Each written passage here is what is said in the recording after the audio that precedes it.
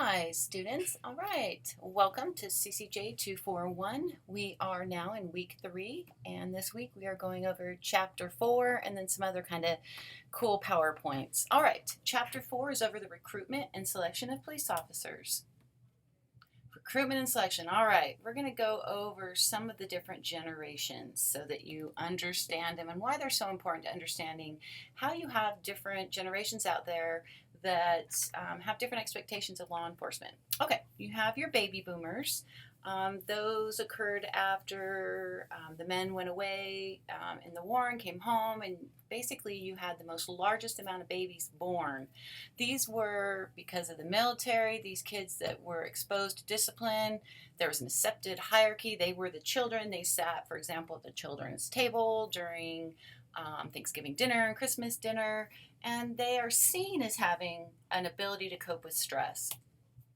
All right, Generation X and Y, those cover you pretty much up through the year 2000.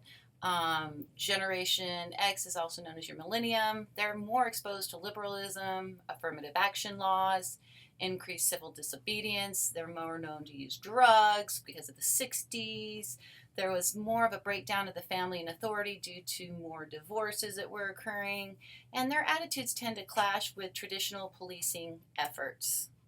All right, going back real fast, just to ask you guys a question. Does anybody know what today's generation is called? Well, it was X and Y, and now today's generation is called the Z generation, and that's after the year 2000. And they generally generations go for about 25 years. All right. There's a lot of laws out there, a lot of employment laws that have occurred basically since the 60s, 70s, and some in the 90s that really changed recruitment and selection, in my opinion, for the good. A biggie was Title VII, which was the Civil Rights Act of 1964. It basically protects individuals against employment discrimination based on race, color, religion, sex, or national origin. So nobody can say they're not going to hire you because of one of these things. They can't do that, or they can be sued. And since it is an employment law, they would have hefty, hefty fines. There's affirmative action, and a lot of people don't really understand affirmative action, but we're going to talk about it. There's disparate impact that's important, and there's also consent degrees. So we're going to go over all these and kind of explain it so you have a good understanding, because law enforcement agencies have to really understand all of these laws.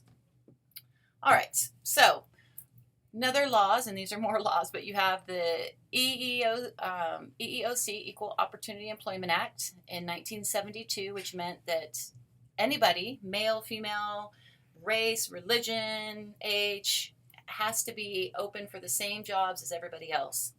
You also have the Age Discrimination in Employment Act, which means you can't say that you have to be 35 years old or younger to be hired. Now you might say, well, look at the FBI.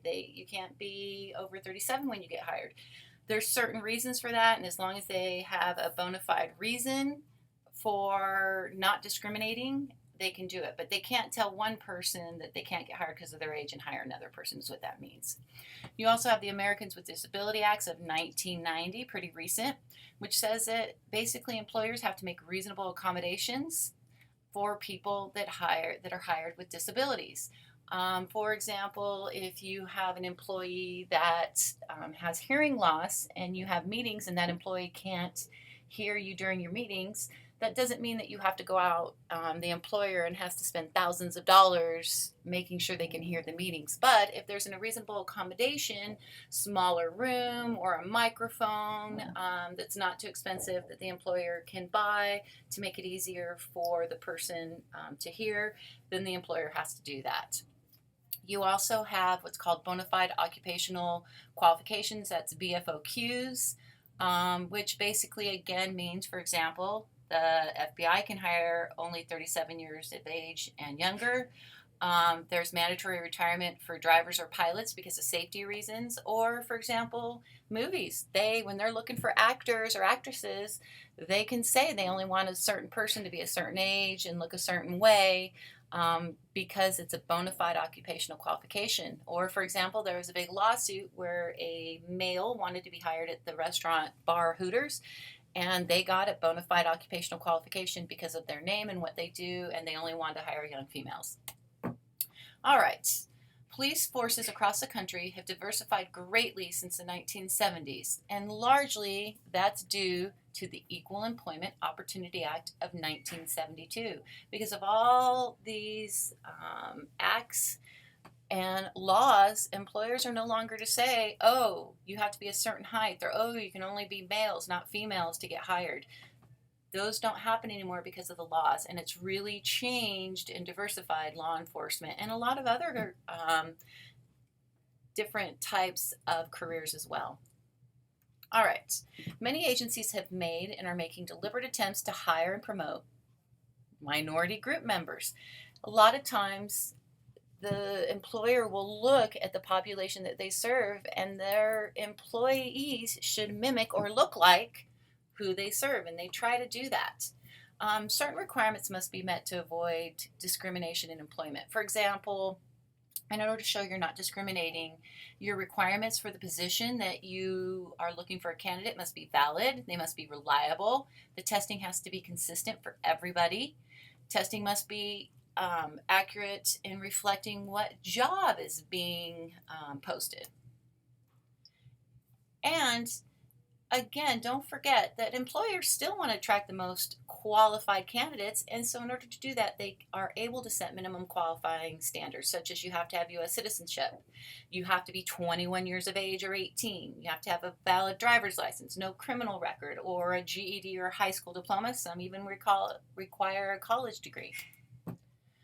The objective in advertising is to attract applicants that are qualified and get the word out. Unfortunately, it's really costly, so sometimes some departments can't really advertise with billboards and TV commercials like other departments can. Advertising campaigns must take into account that police departments have traditionally been viewed by both minorities and women as basically white male domains. Therefore, police departments are working really hard now on ensuring through magazines and internet sites that they are out there recruiting everybody, no matter what race, nationality, or religion. Police departments can also counteract the negative messages women receive about policing career with strong positive messages. For example, by stating that they have women who are great role models in the department, that they want women to apply, that they welcome women. That could be by using women in videos for recruitment. It could be by using posters that show women officers. It could show that women have special career opportunities in special operation divisions, and that it's good salary and benefits. All right, the testing process, it's a multiple hurdle procedure, and as it should be. In law enforcement, you see the media all the time about what I call rotten apples, the bad officers, just like we have bad employees everywhere in every type of job.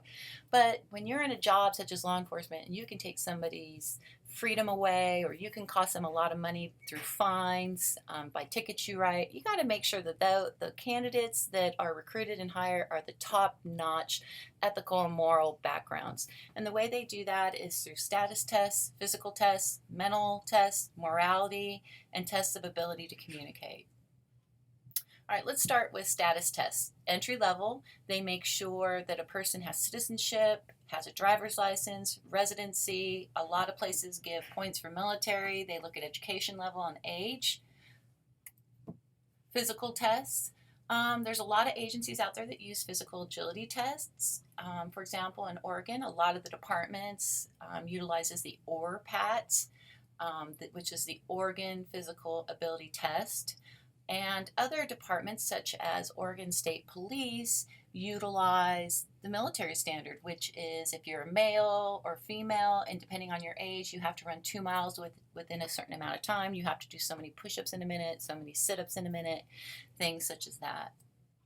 Mental tests, that is through not only written tests, but through what we call psych evaluations from a psychologist.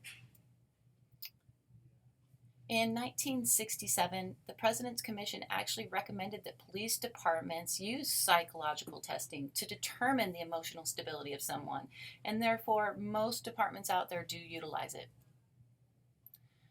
Psychological tests do face-to-face interviews. Generally, you take the MMPI, which is a psychological testing to determine if you have any mental diseases or personality disorders, and they also talk to you in person as well. There's tests of morality, and that's usually done through background investigations, drug tests, medical evaluations. It depends what state you're in. Mostly in Oregon, they don't do polygraphs or what we call VSA, which are voice stress analyzers. It's done through a computer application.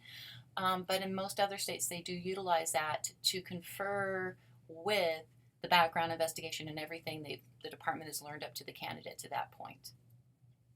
All right, background investigations are utilized by pretty much all police agencies. For example, Oregon State Police in Jackson County use Trooper Bill Watson. He was on the department for decades, and he does a major thorough background investigation. I'm very impressed at what he does. And they look at things like drug use.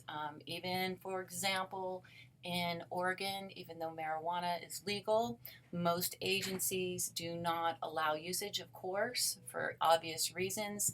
And some of them actually require, the limits are different for every agency, but for example, for the FBI, you can't have used it within the last 3 years. And generally, they have a number, which is generally around 20 to 50 times that you could have ever have used marijuana.